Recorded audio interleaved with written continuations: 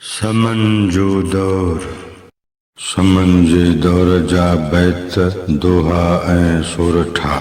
जीअं जीअं तारीख़ जा वर्क उथलाइबा अचबा, सिंधी शाइरी पंहिंजे अंदाज़ ऐं असलूब में तब्दीलीअ जा वेश पाईंदी, नवाण जे पहिराण सां निखरंदी नज़र ईंदी।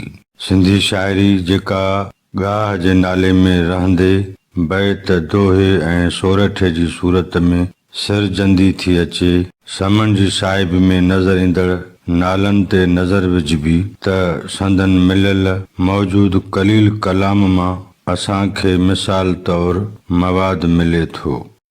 मखदूम अहमद भट्टीअ जो दोहो।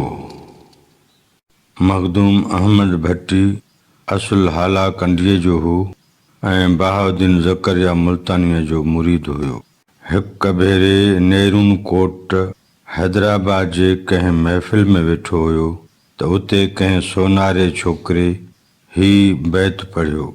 सॾु सुणी पिरीअ जो वांगी जे नवरनि, कूड़ी दावा दोस्तीअ जे कुॼाड़े खे कनि। बैत ॿुधी मखदूम अहमद भट्टीअ जो रूह परवाज़ करे वियो त सोनारे छोकिरे वरी ही बैत पढ़ियो। सिर ॾेई सट जोड़ कंहिं पर कलालनि सी, मरणा मुंहुं मोड़ अॼु वटी थी वधि लहे। इन्हनि बैतनि बाबति का पक कान्हे त असुल में इहे बैत चयल कंहिंजा आहिनि, पर आलिम इन ॻाल्हि ते इतफ़ाक़ था कनि त इहे बैत समन जे दौर जा आहिनि। शेख हम्माद जो दोहो। ही बुज़ुर्ग ठटे जे वेझो रहंदो हुयो। जाम तमाची संदसि अक़ीदतमंद हुयो। जाम जूणे साज़िश करे जाम तमाचीअ खे क़ैद कराए दहलीअ मोकिलियो।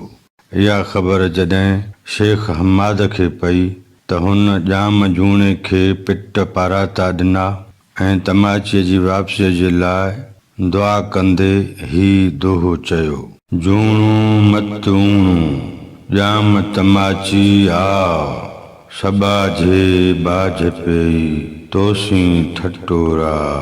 दरवेश नूह होथियाणी। ही खैबर कबीले जो दरवेश हुयो। हिन दरवेश बि जाम जूणे खे पिटियो ऐं तमाचीअ जी हिमायत में दुआ कई। जूणो वञी झोरीअ मारियो, जाम तमाची शहरनि चाहियो। इसहाक आहंगर जो सोरठो। इसहाक आहंगर सां हिकु बैत मंसूब आहे। उहो बैत ही आहे। थियां मां झिरक वेहां सजण जे सुप ते, मां न करनि डुक ॿोली बाझारी मूसी। सिंधी अदब ऐं ज़बान जी तारीख़।